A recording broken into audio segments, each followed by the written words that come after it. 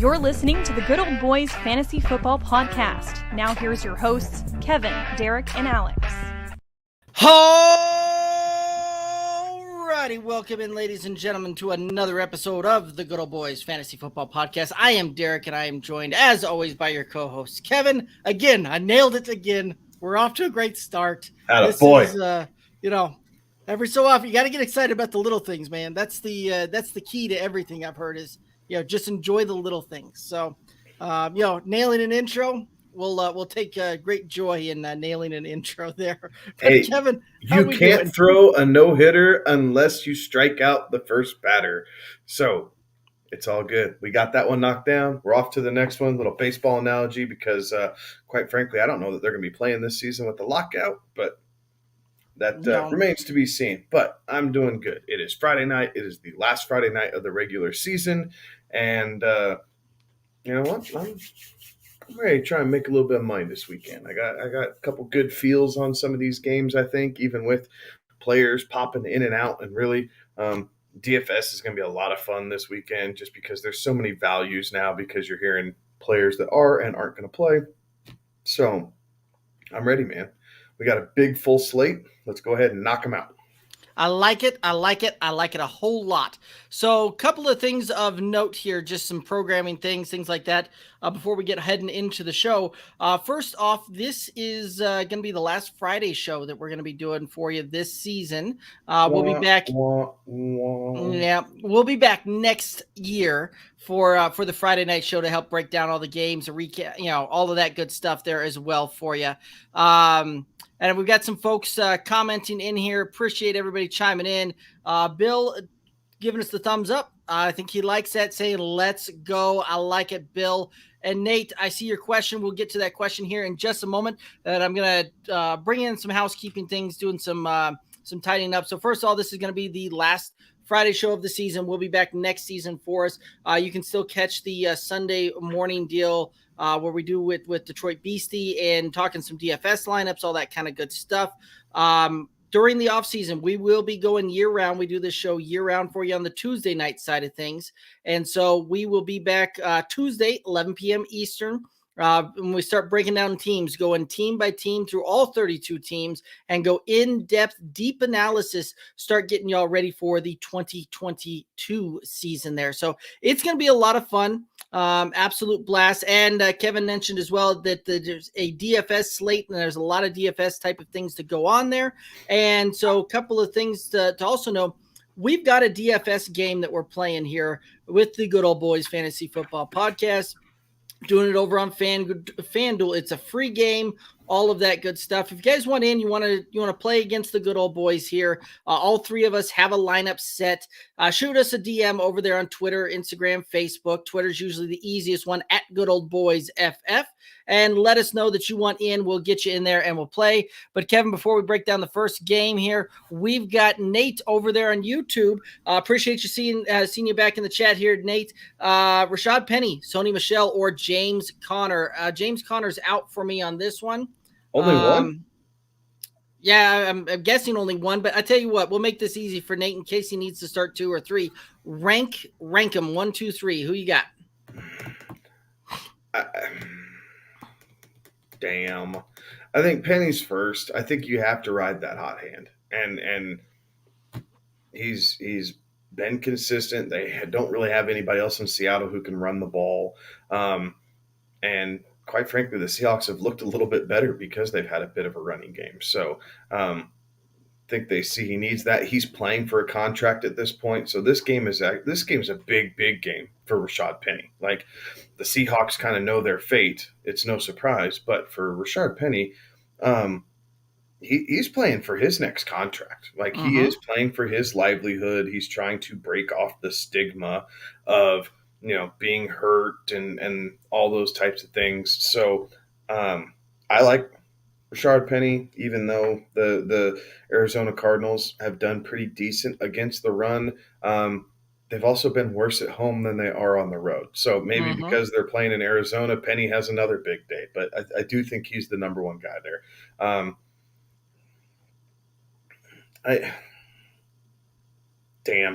I think I want to go James Conner too. Like, but I don't know if I'm going to. I'm going to stick with Sony Michel. I think the Rams are going to get Akers involved, but I'm talking like 8 to 10 touches. We're not going to see a full workload, and if we are, like, Sean McVay needs to have his head examined. So Sony Michel's still going to be the clear back there. That's going to be a tougher game against the Niners, though, so maybe I do like James Conner. James Conner by a hair, and then Sony Michel, because I like the touchdown upside of James Conner going up against the Seattle defense that is pretty friendly to all facets of offense. Gotcha. Well, we're gonna not be as much help to Nate as I think he hopes, because we got a split opinion on this. I'm gonna go Rashad Penny, Sony Michel, James Conner in this one here. I think we see the normal workload that Rashad Penny's been getting here. You're right. The Seahawks did not pick up his 5th-year option, so he's playing for a contract, right? And one of the things that Alex said that really made a lot of sense, and we've said it before in the past, is look for the guys that have that next, incentive based on their contract. Nick, look for the guys that are, while their team may not be playing for something, they certainly are playing for something. And Rashad Penny's playing for his next contract. That's a big motivator, putting some things on film and showing that he can stay healthy, all of that good stuff. So I think he has a very big day. Rashad Penny, number 1. Sony Michel is going to be my number 2 on this one. You're right. Cam Akers, it looks like they may play him a little bit, but I'm less optimistic that he's going to get to 8 to 10 touches. I think we're maybe going to see 4 to 5 if we actually see him play on this one. So again, I think Sony Michel is going to see 20 touches, 20 opportunities in this thing. James Conner coming back off of injury on that one. He's been inactive for a little bit here. And I think you're going to see a split backfield. Wow, that was tough to say there. On this one, to the point where James Conner is probably going to get 10 to 12 touches on this one. I think they're going to let Chase Edmonds still get some run on this one. And with that being the case, James Conner, though, will get a lot of valuable touches if they're in the red zone, things like that, 5-zone touches, things like that. I think that he is a play there in more of a standard scoring type of thing. But I like the volume that you're going to see out of Sony Michel and Rashad Penny over James Conner. Yeah, Penny and Michel definitely have the floor, right? They definitely have the highest floor. I think Penny might have the highest ceiling, and I think I would put Conner as the second highest ceiling, only because he is used so heavily in the red zone, and the passing game for the Cardinals still really isn't clicking like great. You're seeing different things between AJ Green, Christian Kirk. You had, oh crap, the rookie's name who got so damn involved last week. This is how bad it is. I didn't even bother to learn his name. Like, that's what an aberration I think that was. I didn't even bother to learn his name. Zach Ertz is there. So, are you talking Rondale Moore? No, not Moore. Like Winfield. Yeah. I know who you're talking about. Yeah, but the other thing too, I actually was reading some stuff that and I don't remember his name either.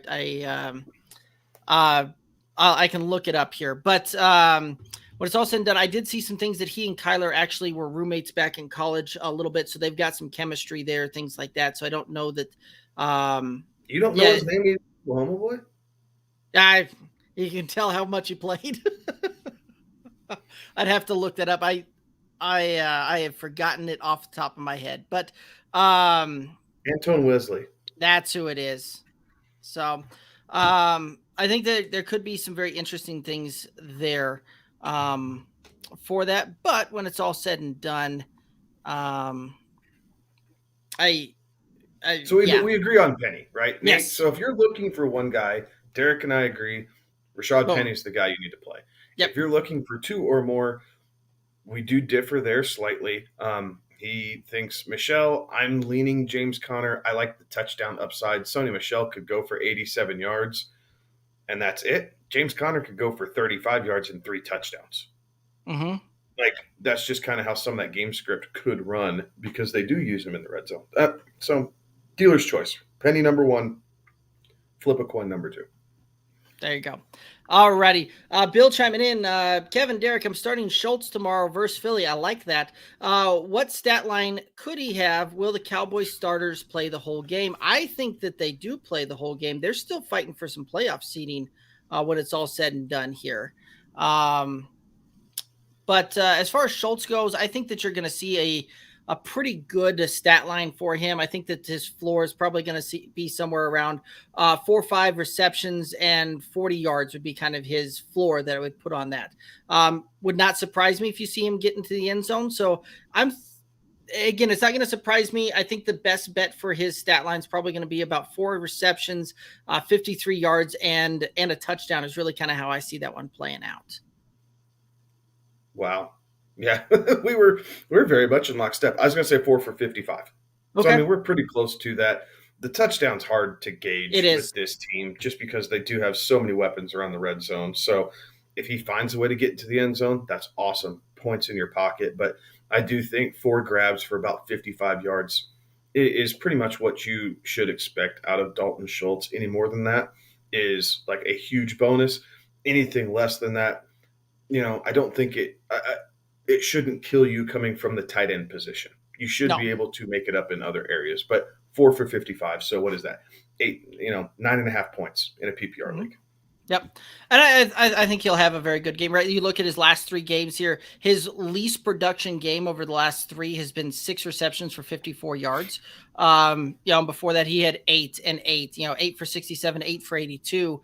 And so I think the floor is very much attainable there with where you and I are talking 4 for 50, 4 for 50, somewhere right in that range there. So I think that he'll have a very good game. And yes, I do think that Cowboys starters are going to be out there playing the whole game on this one. They have to because it's Saturday night. Mm-hmm. They don't know what the rest of the league is doing as far as playoff seeding goes, right? We know they've won the East. The Eagles, honestly, are the team that it really doesn't matter to them. They're playing a wild card weekend regardless. Now, their seed it's a divisional game.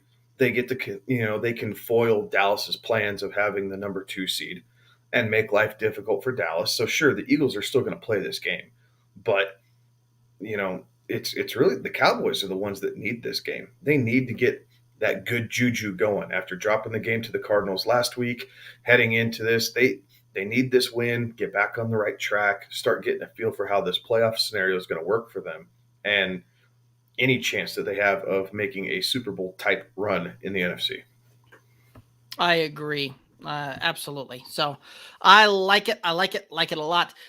Kevin, let's go ahead and head on over into the games. Since it is the full slate here, we've got a bunch of games to start hitting up and breaking down, and we're going to start where we've really never started all season long, and that's with the hometown team here, the Denver Broncos, where the Kansas City Chiefs coming to Denver here.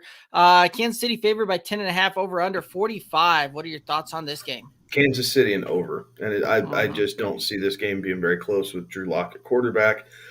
The Broncos will try and maintain a ground game for about the first quarter and a half, but I think after that, Kansas City continues to pull away. They're really, again, another team trying to shake off a loss last week, get right for the playoffs, get their mind right going into it. So I expect starters to play the entire game in this one. And I expect Kansas City to roll Denver, unfortunately. And the Broncos, the end of the Vic Fangio era begins tomorrow.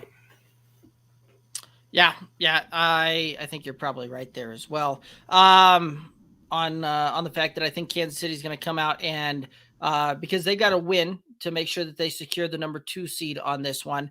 If they win and the Titans lose, they get the number 1 seed back. So they're going to make sure that they win that game. If nothing else, to get the number 2 seed and get a large stretch in the playoffs here at home. On this one, I do think that the over gets hit as well. And unfortunately, I don't think Denver's going to be able to put up it's going to be Kansas City running away with this one, because I don't see Denver putting up, a ton of points to really contribute much to that over. They're going to put up maybe 17 points, I think, when it's all said and done. And I might be on the high side there. I was going to say 38-13. Yeah, it would not surprise me if we looked up and this thing is Kansas City 30 plus and the Broncos, getting to 13, 17, kind of in that range is where I see this one playing. That being the case, you got anything championship weekend here. I am not starting Broncos unless they're running backs. Quite frankly, I don't trust Drew Lock to throw the ball. I don't. So I that's another era that I hope winds its way up here in Denver's the Drew Lock era as well. Bill saying I need the Broncos to go off, but I'm a Broncos fan. Oh, well, yeah, there's a lot of us that are going to be having to play Kansas City players in this championship matchup that are in our championship matchups that are Broncos fans. And unfortunately, that's just the break sometimes. So, Kevin, any thoughts on this one? No, I think for Hill to go off, you need the Broncos to be able to keep it close for at least the first half. Yeah. Like you have to give Patrick Mahomes a reason to test that secondary deep. Otherwise, we're going to see a lot of dink and dunk after they get up. Darrell Williams, we'll see a ton of him again. And maybe a lot of Travis Kelce if the Broncos can't keep it close, those shorter route receivers. But I would agree. I mean, Tyreek Hill's playing for a little bit of bonus money here, so you would expect him to go out and try and ball to get that extra cash in his pocket. I would agree. Let's go ahead and look over here at the Dallas Cowboys heading to the Philadelphia Eagles. Dallas favored by 4, the over-under 43.5. What are your thoughts here? You know, I'm going to take the Cowboys here. I do think they find a way to get right. They are 7-0 against the division, 5-0 against the division. I do think they want to close out with 6-0 against the NFC East and again, end their regular season on the right foot. The Eagles are probably a hotter team at the moment, but talent-wise, top to bottom, the Cowboys should be able to withstand some of this pressure. We also have a bunch of Eagles on the COVID list, so we're waiting to see who comes off. If they're missing Fletcher Cox, mainly on the defensive line, I do think that helps the basis of a running game between Zeke Elliott and Tony Pollard. Now, if you have options, Derek, we talked about one of your options, right? And you gave out some options, and I advised you do what you want to do, but I did advise you to sit Zeke in your specific scenario. So it's do or die time, just like last week was for the week 17 championship folks. And quite frankly, if you even think you have a better option than Zeke, unfortunately, I think you need to play it at this point because it is not it's not looking good unless he's falling in the end zone, and that's no guarantee right now. Right. And just to kind of, pull the curtain back here a little bit, right? So sent you and Alex a text earlier in the week saying, I've got to pick 3 of my 4 running backs that I need to start here, right? Those options are Rashad Penny, Sony Michel, Ezekiel Elliott, and David Montgomery there. And I was already leaning towards sitting Zeke, but it was more of a standpoint. Like I couldn't wrap my mind fully around the fact that I got Zeke Elliott, number 1 pick for your roster in just about any format that you were putting in there.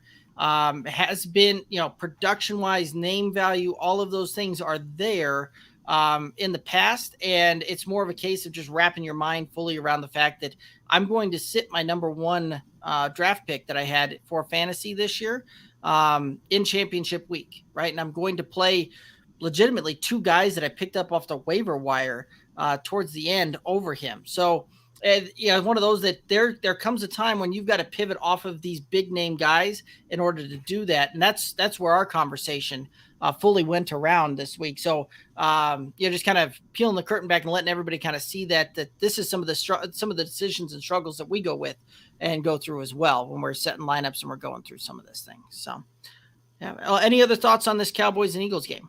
I think, fantasy purposes, if you have Jalen Hurts, you're playing him and seeing what he can do with his legs. I do like Devonta Smith in this game. Dallas Goedert, if he gets off the COVID list, last I checked, he was still on it. So if Goddard plays, he's a possible tight end option for folks. And running back, I'm kind of staying away from if you have to play one just because of how your roster's stacked up. Boston Scott's probably the way to go, but I'm not loving that option. No. All righty, let's go ahead and head on over here to the Battle of Ohio, where the Cincinnati Bengals are heading to the Cleveland Browns. Cleveland's favored by 6 in this one. The over-under is 37.5. What are your thoughts here? No Joe Burrow, no Joe Mixon. No Jamar Chase.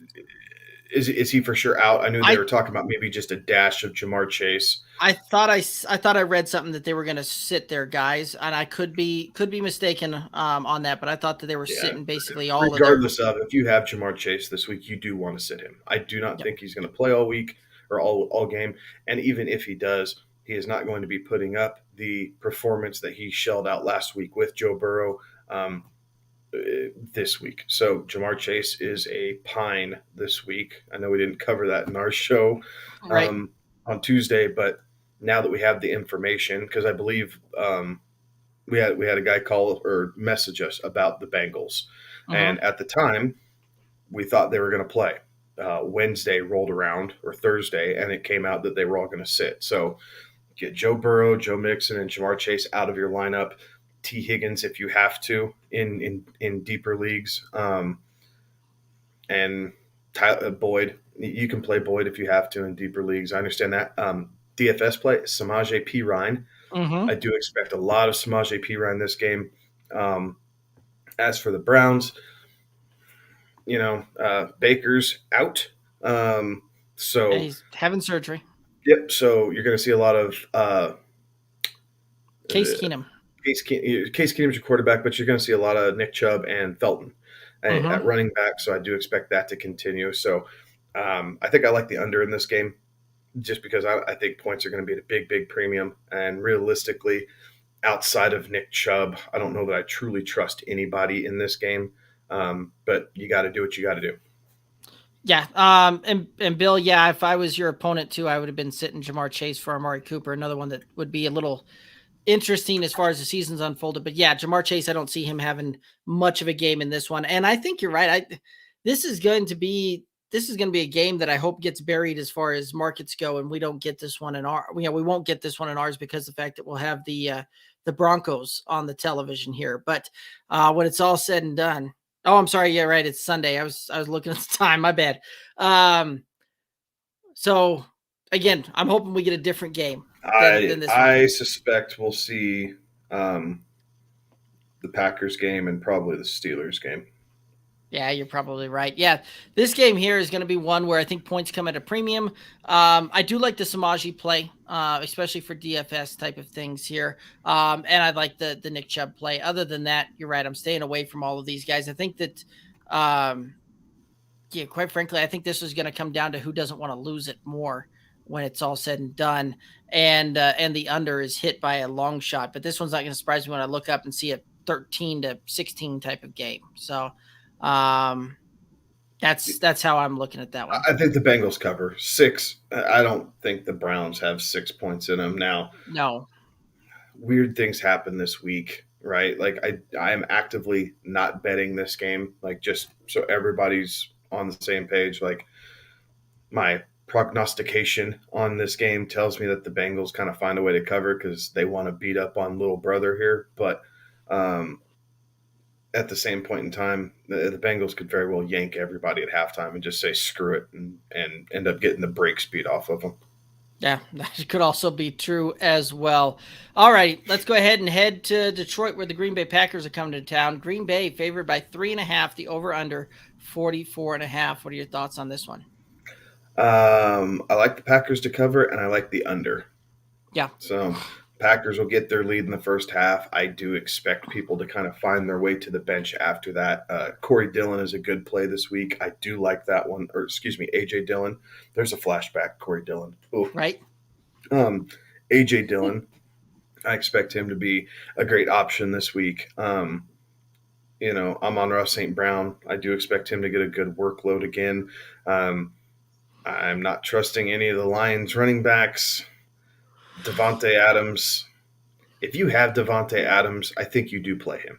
I think that there's still the chance that Devontae Adams could have, 6 or 7 catches for 120 yards and a touchdown in the first half. And while it's not like super electric, he will get the job done at that point. So I think if you have Devontae Adams, you're playing him.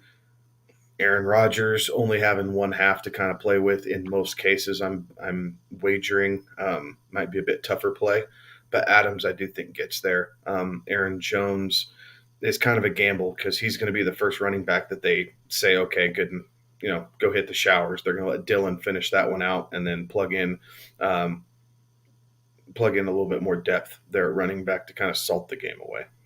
Yeah.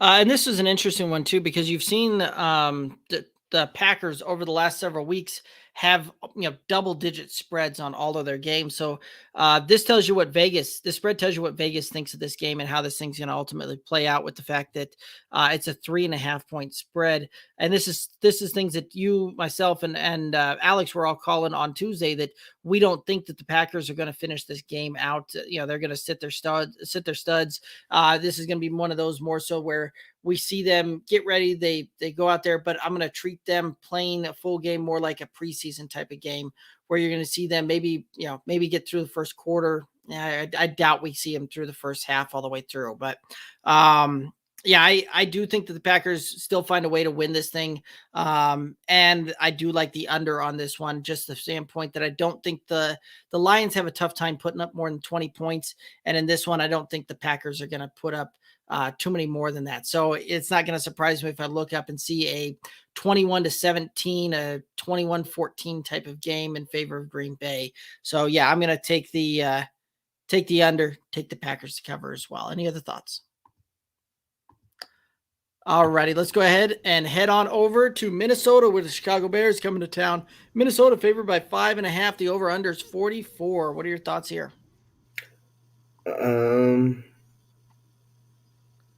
I like Minnesota overall in this game. Andy Dalton's going to be starting at quarterback as Justin Fields ends his subpar rookie campaign with his third straight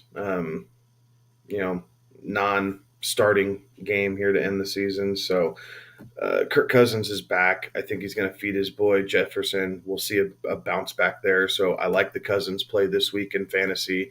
I like the Jefferson play. Dalvin Cook, I haven't seen if Dalvin Cook has any bonus milestones here within reach to determine his playing time. I need to take a peek at that, but I would play Dalvin against the Bears. A bit of a tougher matchup. And on the flip side, if you're scratching for a flex play, you play Mooney. The Vikings secondary hasn't been very good. And you play David Montgomery.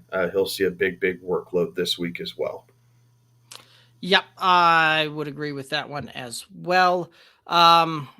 This one here is another game that I think is going to you're going to have two teams that are just happy to have their season done with at this point, and are starting to look towards the off season here. But I do think that Minnesota finds a way to cover. I do think that when it's all said and done, I think this is going to be about a 26-20 type of game, 27-21, something like that. So I'm gonna lean with the Vikings here and take the over just barely on the over here.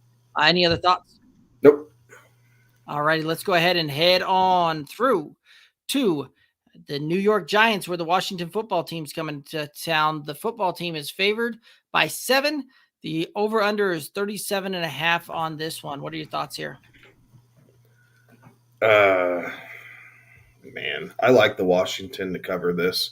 I do think that they're still – I think Washington's definitely disappointed with what they put out on the field this year, but their defense should shine this game against a New York Giants team that has just been putrid. Whether it's Glennon, whether it's Jake Fromm, whether it's Daniel Jones when he was in, just hadn't been good. I think you're going to see about 85 total yards from Saquon, so I don't know that he's necessarily fantasy viable in this game. I do think Washington's going to try and key in on him and force the quarterback to throw the ball down the field, which is not going to be very successful for the Giants. Meanwhile, I do think Antonio Gibson is playing this week. Last I checked, So he is he's definitely got to go. And if he's not, Patterson should be enough to get you kind of a flex play in certain situations. Although I wouldn't love to stake my fantasy championship on it. No, but I do like Jarrett Patterson for a DFS type of play, especially from the standpoint that if Antonio Gibson doesn't get his full workload, and I don't think that he's necessarily going to. He's been having some issues with the toe, kind of creeping up, that toe coming back as an issue there. Last game of the season, Washington football team really doesn't have anything to play with anymore for this season. So I don't see them, giving him a full workload. This is one of those that I could see him finding his way to the bench sooner than later in this one, and then allowing him to start getting healing up and getting healthy towards next year as well. So, but I'm right there with you. If I'm putting my season long championship on it, not a fan. But DFS, I like the Jarrett Patterson type of play there. For that deal. But I do think that Washington finds a way to cover this thing. I do think that you're going to see an absolute points coming at a premium in this game. Like, not going to surprise when we look up and we see this game end 20-13, 17-10 type of thing. So I'm not a big fan of players on either side of the ball here, but this was one that I do believe will come as the under on it. Yeah, if Gibson is able to go, he's one touchdown away from 10 on the season, which I believe is a milestone, incentive marker for him. And he's 109 yards away from 1,000 yards rushing. So he's sitting at 892. So if he can go, I do expect them to help him get there. So that could be the one thing. He doesn't have an injury designation any longer. So my assumption is that they're not going to healthy scratch him. They will let him go out there and try and hit some of these milestones. But it's not very pretty as far as fantasy goes in this game. Yeah. And you're right. Antonio Gibson was activated off the reserve COVID list just a couple days ago there as well. So he did clear that one as well. Couple of comments coming in here. MJ on YouTube saying, yo, what's up? MJ also saying, Kevin, Derek, I could use your advice. MJ, you know the drill. Go ahead and throw the question in the comment. We'll rock and roll with you. Bill asking, do you think Brandon McManus will get many field goal opportunities against KC? Two possibly. Yeah, I think that's probably where the Broncos are going to score the majority of their points is off of field goals. I don't see it coming in the they're not coming by sixes. They'll be coming by threes. Honestly, McManus might be the most viable Broncos starter that there is this weekend. Like, the Broncos could score 12 points, which is entirely possible, and he could go, 4 for 5 on field goal attempts. So McManus is a play that I'd feel fairly confident in as far as kickers go for your championship week. Right. And that's, I like that. The only thing that's going to get in McManus's way is going to be Vic Fangio if he decides that nonsense narrative that field goals aren't going to beat these guys. Well, you're not going to beat the Chiefs anyway this week. So kick the field goals, take the points, and put something on the scoreboard there because I don't know that the Broncos are going to do much on the getting sixes on the board either way. So, yes, I do agree with that one. I do think that he probably gets 2 or 3 opportunities there. MJ says he's stuck on the RBs in DKS. What do I do here? Well, MJ, throw out tell us what options you're thinking there, and we'll walk through it with you. There's a bunch of different options there. Don't know what to do with a quarterback this week, thinking Stafford and Kupp. Stack with solid backups, but I don't know. I could use some advice. The Stafford and Kupp is a, Stafford and Kupp's a good stack, but go ahead. I got a couple options about this. You could, here's how I would combat that. I would go Cooper Kupp, AJ Brown, and then a wide receiver of choice. And then at quarterback, instead of going Stafford, go Ryan Tannehill. Yes, I just said that. Go Ryan Tannehill against the Houston Texans. Save your money there. And then as far as running backs go, Devon Singletary, Samaje Perine. Like if you're trying to go cheaper at running back, Singletary is a good option going up against the Jets, who are terrible against the run. So Singletary definitely has DFS value this week. Samaje Perine, being the kind of the sole guy in Cincinnati, has solid value this week. Let's see here. I think another guy that you could look at is an AJ Dillon, a little bit of a cheaper option. So running back is the position that I think it's going to be easier to pay down this week than wide receiver. So go ahead and get Cooper Kupp in there. I would throw AJ Brown in there because I think he's going to have a bomb week against the Texans, and then pay down at running back. Like I said, Singletary, Samaje, and there might be another one out there. I'm trying to think real quick. I think those are probably your two best options. Boston Scott, if you really need to find a way to make it work. Again, we kind of touched on him in the Dallas game. I expect him to get most of the groundwork in Philly. So that's Saturday slate. Sorry, that doesn't help you either. That might be it. Those might be my two main guys to kind of pay down for here because I don't love the value that you're going to get anywhere else. Le'Veon Bell for Tampa Bay. I mean, there's a shot in the dark. You could win or lose your week off of that. But you have Rojo, who has an ankle issue. Fournette's still out. So Lev Bell's kind of the guy there in Tampa Bay. So either Tom Brady's going to chuck it for 500 yards and 4 touchdowns, or they're going to give it to Le'Veon Bell a little bit, and he'll find a way to get 60 and a TD and kind of help save it a little bit.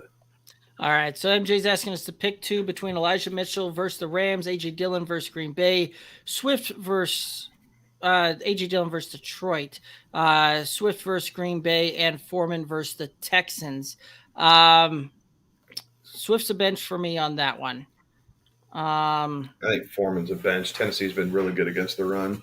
Yeah, the Texans have been. They've been making some hay there.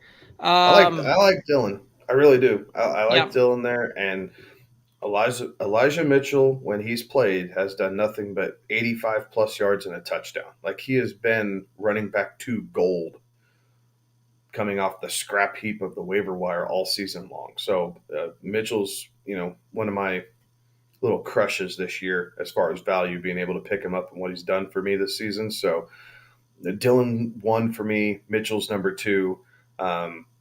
Then Swift, then Foreman. Gotcha. I would put Swift last on that and have Foreman up ahead of Swift on that one. But I would go with those two as well, with Dillon and Mitchell. So I like it. Let's go ahead and head on over into MJ. Hopefully that helps you out. Let's go ahead and head on over into our next matchup here. The Indianapolis Colts heading to the Jacksonville Jaguars. Indy favored by 15, the over-under 44. What are your thoughts on this one? I'm taking Indy to cover this game. I think they've realized what's on the line here. I think they're on a mission to just blow the brakes off of Jacksonville. I think the Jaguars, as we saw last week, have kind of packed it up and said c'est la vie to the 2021 football season. So I like Indy to cover, and I think I like the over. I think I like a 35-10 game. I really think Indy's just going to try and send a message going into the playoffs. Jonathan Taylor, huge game. I do think we see a Michael Pittman sighting, so this is an opportunity to play Michael Pittman both in season long and DFS. We've seen T.Y. Hilton the last couple weeks, so if you're brave, kind of a sneaky DFS play that a lot of people, his ownership will not be very high in DFS, so you could take a chance on T.Y. As far as Jacksonville goes, I would stay away from absolutely everybody. Yes. I think you're right. I think that we're going to see a game similar to what we saw last week with the Patriots and the Jaguars here, with the Colts coming to town. Not going to surprise me if we look up and we see this one just get the Jacksonville getting the barn doors blown off of them. And I am hoping that comes true, because I put a prop bet down early in the year before the season started that Jacksonville would finish with the lowest record in football. And if they lose, that'll come true for me. So I'm hoping that they lose this one. Or if they win, I'm hoping that Detroit manages to pull out a win there as well. So either way, I'm good. But no, I think that Indianapolis absolutely just smashes them this one. I think I'm probably a little more bullish on the Colts putting up more points than that. I'm thinking they hang a 40 burger on these guys, with Jacksonville maybe getting 10 points at the most when it's all said and done here. So I like the Colts. I like the cover, and I like the over. And I don't think that this one's gonna be close. It's gonna be fun to watch if you're an Indy fan, I think, and absolutely awful to watch if you're anybody but an Indy fan when it's all said and done with this one. Let's go ahead and head on through to the next matchup here. We've got the Pittsburgh Steelers heading to the Baltimore Ravens. Baltimore is favored by 3.5. The over-under is 41. What are your thoughts here? I expect Pittsburgh's defense to show out. Like Roethlisberger, we saw what he looked like. It is, thank you for your career. Thank you for your service. And it is time for him to ride off in the sunset. So I don't expect a whole lot offensively from the Steelers. Deontay Johnson cleared the COVID list, so that is a big help for the Steelers going up against kind of a weakened Baltimore secondary. Najee Harris is going to have a tough run against this Ravens front seven. They have been good against the run this year. We see Brent Huntley come back for one more week as Lamar is not going.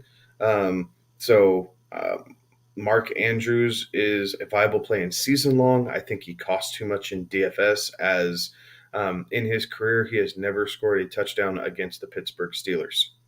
So be wary of Mark Andrews in DFS. I think the Ravens win the game by 3, but I think the Steelers are going to give them everything they want and then some defensively, trying to kind of wreck Baltimore's chances of getting into the playoffs. They are still mathematically alive, and if the Steelers can come into Baltimore and make sure they don't get in the playoffs, that would be kind of the highlight of the season there in Pittsburgh.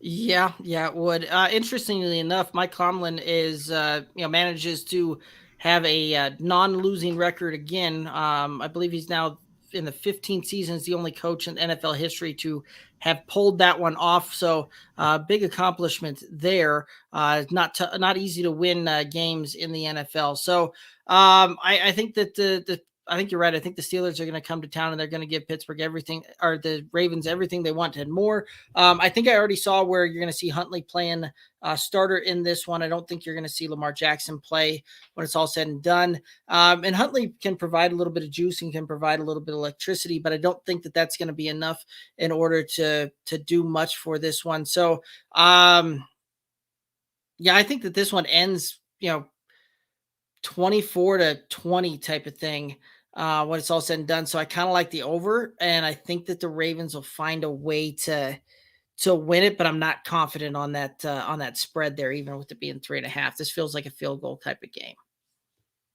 So, all righty, let's go ahead and head on through to the Tennessee Titans playing the Houston Texans. Tennessee favored by 10.5, over under 42.5. What are your thoughts here? I think Tennessee has had a bad habit of playing down to far lesser competition this season. Yes. I do think they snapped that this game. I think they realize what's at stake. They have the ability to get the first round bye. They realize how important that is. There's rumors of possible Derrick Henry sightings. Not that I'm banking that for my fantasy championship in season long. Or DFS this week, but just for the Titans in general, getting him back. So I like I said earlier, I expect A.J. Brown to have a monster game. And because A.J. Brown's going to have a monster game, I do like Ryan Tannehill to have a good game for DFS purposes. I think the Texans will try and push on the Tennessee secondary in the first half. So Brandon Cooks is a viable option. But outside of Brandon Cooks, I'm not really loving anything Houston has to offer for me. No, I don't think. Although Dante Foreman, this is a little bit of a revenge game going on for him, so it could be an interesting mix up there. We've seen Foreman be decent down the stretch here, and those revenge narratives always play out interestingly enough. But I think you're right. I think Tennessee runs away with this one. Runs away and hides in this one pretty quickly. And I think you're going to see an over when it's all said and done here. I think that you do see Tennessee put up enough points and Houston put up just enough points for the over to be hit. Not going to surprise me when we look up and see this one end like 30-17 type of deal is where I'd kind of be leaning on this one. But it's interesting. I hadn't given the AJ Brown thought much this week, but that is something that I'm going to have to go through and relook at on that one and just see that may be one that he has to get moved up the rankings a little bit when it's all said and done. But because the more you were talking about that, the more I'm nodding my head going, I think you might be right on this one. So I like it. And I can't remember the guy from Houston that he's matching up with, but AJ Brown has like 4 or 5 inches on the guy. Mm-hmm. And on top of the fact that he seems to have all of his lateral quickness back, we know he can get behind the defense. So looking at it, I think he's probably one of the guys I feel most confident in this week as far as wide receivers go. I like it. Let's go ahead and head on over to Atlanta, where the New Orleans Saints are taking on the Atlanta Falcons. New Orleans favored by 3.5. The over-under is 40. What are your thoughts here? Blah. Normally this game's really good. Like, it's fun to watch normally. I do think it's kind of blah. Like, Taysom Hill, okay. Kamara, okay. Kyle Pitts, possibly. I'm not playing Kyle Pitts in DFS. I think he costs too much for the matchup here. So the under, honestly, I kind of like another 3-point game. Like, two teams that the Saints feel like they underachieved, had some injury woes along the way. The Falcons really kind of overachieved in a lot of different ways this season. As they continue to kind of build on something. But I think New Orleans finds a way to win this game, finish the season above 500. But let's call this one somewhere in the neighborhood of 20-17. That was the number that was in my head as well, was 20-17. And I think the hook means that Atlanta covers this thing because it just feels like a 3-point game to me as well. And Atlanta's got to be the worst 7-9 team in the league by a mile on this one. Like, they have just somehow managed to win games being not very good. And so I think that we'll see them again put another loss in that column, but it'll manage to stay close. These two teams do manage to play each other tough every single time out there, and I think that we will see the under come in as well. Let's go ahead and head on through to the next game on the slate here. We've got the New York Jets heading to the Buffalo Bills. Buffalo favored by 16. The over-under on this one is 40.5. What are your thoughts here? This game is... I think this game's... Well... They're playing the same time as the Patriots, so Buffalo's going to be playing to win this game, right? Because if they lose and the Patriots win, they lose the division, and then become a wild card team. So Buffalo is going to be on fire and ready to go. Stephon Diggs has the ability to cash in on $3 million this game. He needs 6 receptions and I believe 223 yards receiving. So a receptions bonus for 1.5 and then a yards bonus for 1.5. The yards bonus might be tough to get to. The 6 receptions are guaranteed damn near. So Diggs will be there. I do like Devon Singletary for DFS purposes, like I stated earlier, but I think the Bills cover this game. I think they're going to send a message to the league that, you know, they're ready for the playoffs. So I expect the Buffalo Bills to cover. And I think I like the under here. 27 27-10, I think is what I like. Yeah. I mean, it's interesting when you think about the spread that they have going and the way that this is all set up. Vegas kind of sees this thing playing out at like with an implied point total of like 28 to 12, when it's all said and done, which is kind of an insane point total. Like when you think about it and what you really typically don't see. The problem with that is I don't see the Jets being able to keep the Bills under 30 points in this one. I think that you probably find the Jets find a way to put up right around 10 points.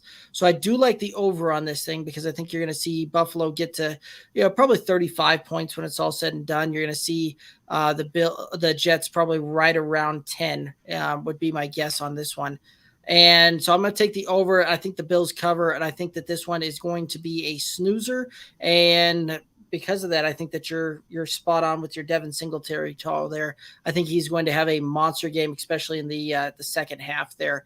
Josh Allen will do what he needs to do as far as incentives, bonuses, things like that go, and try and get Stephon Diggs his. And once that gets done, they get up by 2 or 3 scores. I think that you're going to see, Buffalo just salt the game away with Devon Singletary. So I like it. Let's go ahead and head on through over to the LA Rams, where the San Francisco 49ers are coming to town. Rams favored by 4.5, over under 44.5. What are your thoughts on this one? I think the Rams realize that they're still playing for seeding in this game, so they can't take anything for granted. It is a home game for the Rams. And they're playing for the division too. Absolutely, for holding Arizona off for the division. So, again, division implications, seeding implications. So you will see the full cast of characters. I expect Cooper Kupp to go bananas in this game and hit some of these league records, if you will. He's not going to get the touchdowns, but he can get the yardage and the receptions record in this game, both which I do think he finds a way to get. And the Niners, and is Lance playing again, Derek? That I have not seen. I believe so. I haven't seen the final word either, but I'm going to try and take a quick look as well. So overall, Elijah Mitchell, I expect to have a good game, but I think this game's going to be a little bit more high scoring than people think. So I'm taking the over. I think there's going to be some more points up on the board here, and I do think the Rams find a way to cover. I think I see them as a 6-point win here, something in that neighborhood. But let's call it something along the lines of, 30-24. I like it. I'm still not seeing anything where they've come out and officially stated what they're doing there, but I know.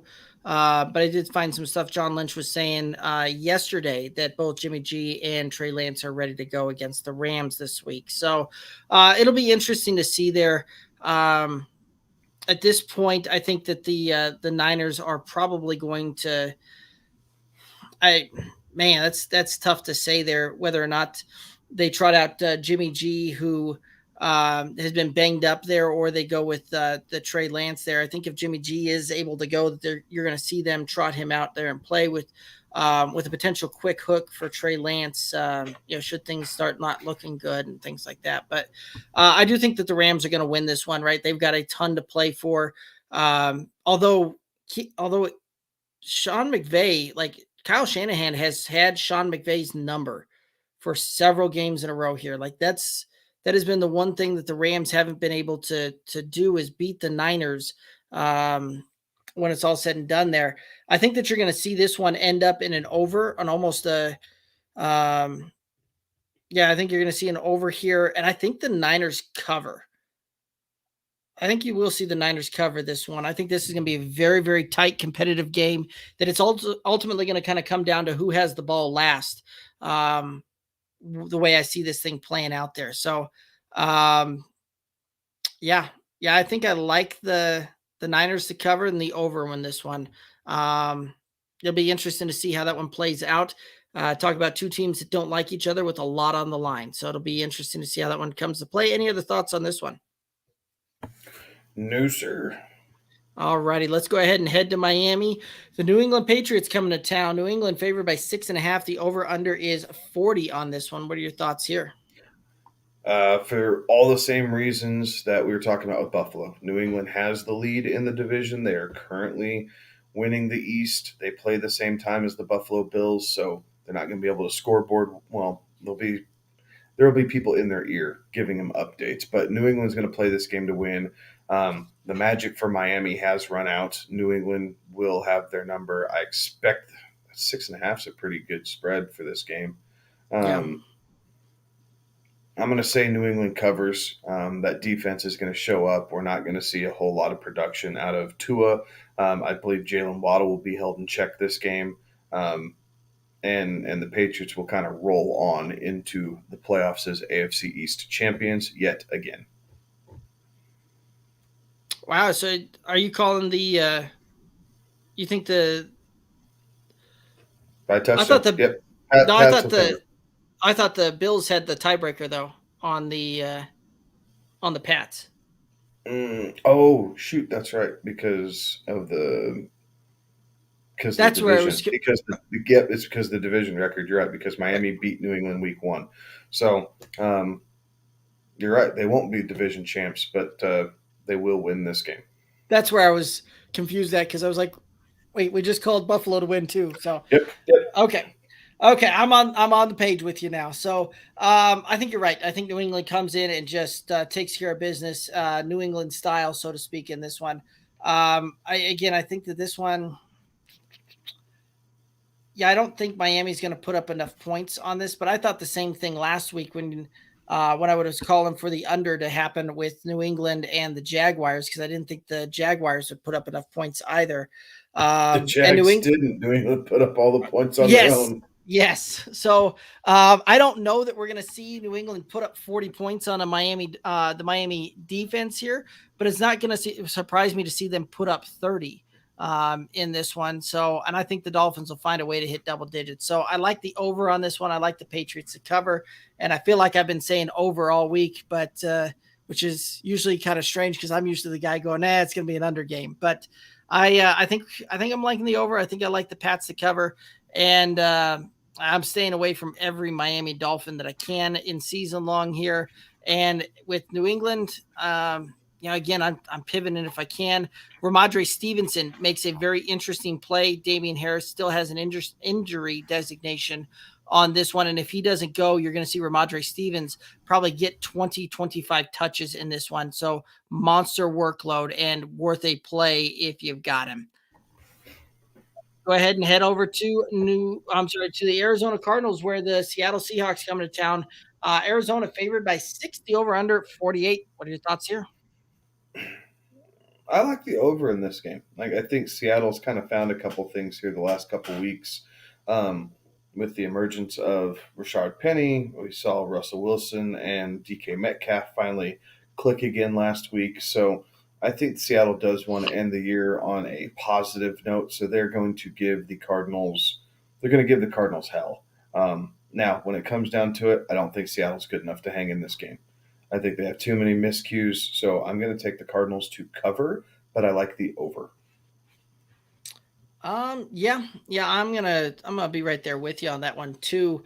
Not gonna surprise me when we look up and we see this one end. 20.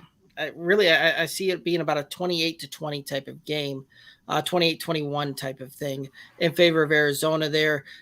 Seattle's been doing some very interesting things there, and it'll be interesting to see what happens with the Seahawks organization during the offseason here and what they do to try and bounce back and rebuild that thing, because they have holes all over the place.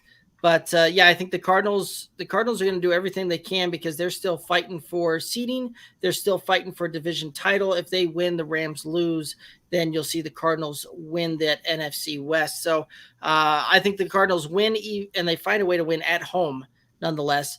I like the call on that. Any other thoughts here? No, sir. This might be the most entertaining game of the week. Yeah, I like this one a lot. This is one I'm hoping to get to watch here. All right, let's go ahead and head on over to Tampa Bay, where the Carolina Panthers are visiting the Tampa Bay Buccaneers. The over-under is 41.5, with Tampa Bay favored by 8.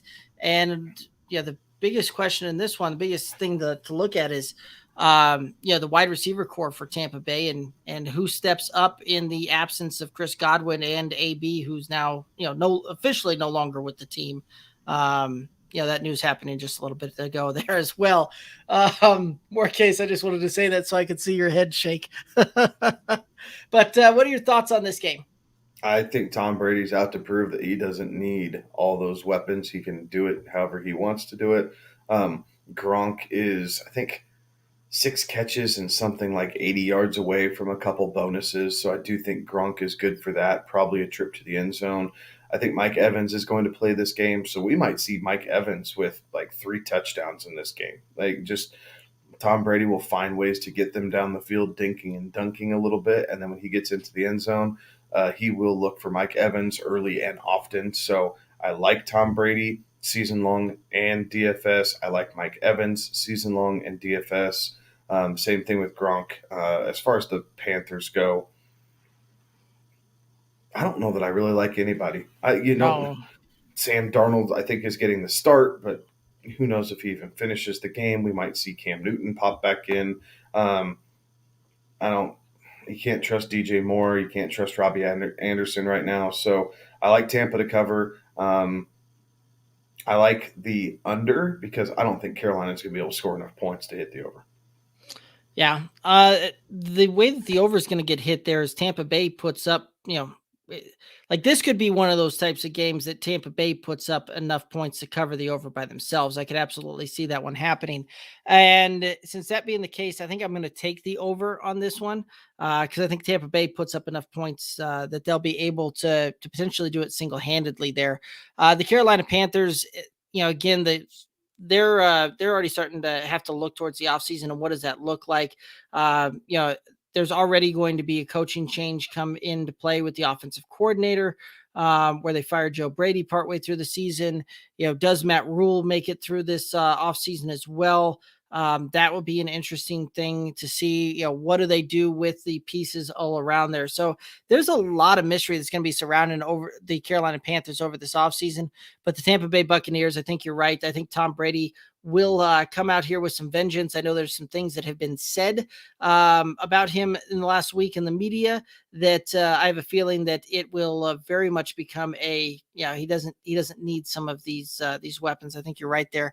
And I do like the fact that Gronk's playing for money on the line. So I like it. Let's go ahead and head on through over into the Sunday night game. No more Monday night games for this season. So we got this Sunday night here.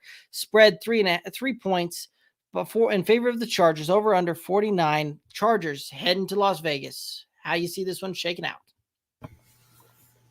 I do expect this to be a close game. I think Vegas is right on that. I like the Chargers in this game. I think this running attack is going to be a little bit too much. I think between Austin Eckler and Justin Jackson, they're just going to start salting away this game a little bit early. Derek Carr and Hunter Renfrow will put up valiant performances, no doubt. But overall, I think I like the Chargers to cover. I really like that 3-point game, but I'm going to take the Chargers to cover because we got to pick somebody. And I want it to be a fun game, though. So Chargers in the over because that's what's going to be most entertaining to end the regular season.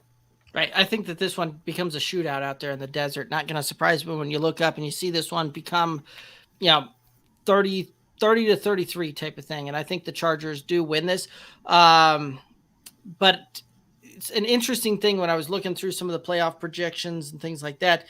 If the Colts lose and the Chargers and the Raiders tie, I think both the Chargers and the Raiders get in. Like it was an interesting, weird type of scenario. I saw something like that coming through there as well. Like, none of us are anticipating the Colts losing to Jacksonville of all teams, but should they lose and the Chargers and Raiders tie, I think both of those teams get in. So that's something that's interesting to keep an eye on and all of that. Because they both beat the Ravens. Yeah. So it doesn't matter what the Ravens do at that point. No. No. So yeah, if they, yes, and the Ravens are very much on the outside looking in, whereas these are two teams that are absolutely in full control of their destiny because you win, you get in. And it's very rarely do we see this come down where two teams are playing each other on a win and get in type of thing in the week 18 of the regular season or previously week 17 of the regular season. Last game of the season, very rarely do you see this, but I do think that the Chargers are just going to kind of are going to win this one. And again, this one has the feeling of whoever has the ball last is going to win this one. So that's kind of how I see this one playing out here as well. And I think the Chargers pull it out as well with the over being done. Any other thoughts on this one? No, what a tough week of games. I mean, yeah, week 18 is so crazy. It is really hard to do this no matter the time frame, but week 18 is even more interesting due to some teams pack it in, some teams fight for moral victories, if you will. Some teams are prepping for the playoffs. Some teams are letting guys rest. Like there's just so many more variables this last week. So be careful. Don't put your house payment down on anything that you are not like 1,000% sure on. It is a tough week, but have some fun with it. Yeah, well, that's just good advice anyway. Don't put your house payment down on anything but your house. Well, there's been some games this season where you just knew, like, oh, I got a beat on this game, and I feel really, really good about it.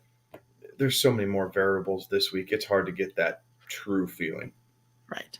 Yeah, that's just that's always been my rule of thumb. Just don't put the house payment down on anything but the house. But no, it should be a fun weekend here, but it is going to be some interesting slate of games and some tough matchups there. Again, everybody out there listening, if you want to hop in and play some DFS with us, we are starting our playoff push here for some DFS type of games.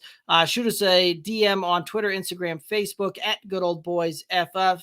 If you want to play and let us know, we'll send you the invite and have you hop in there and play with us. Do us another big favor as well while you're out there on the interwebs. Head on over to YouTube, search the Good Old Boys Fantasy Football Podcast, and click the subscribe button, ring the bell so you get all the notifications on when we go live. This is going to be our last Friday show of the season, like we said earlier, but we're going to continue the Tuesday show year round like we always do for y'all, where we really start getting the teams, breaking those things down and having a lot of fun with that. A lot of guests coming on, a lot of great guests. Hit us up with anybody that you may like to see us bring on the show during those things as well. Maybe you guys know somebody out there that would mesh well with us and you want to see them on the Good Old Boys Fantasy Football Podcast. We love collaborating and having those folks on. So hit us up. We'll reach out, all that good stuff. Kevin, any final thoughts for the listeners and the viewers?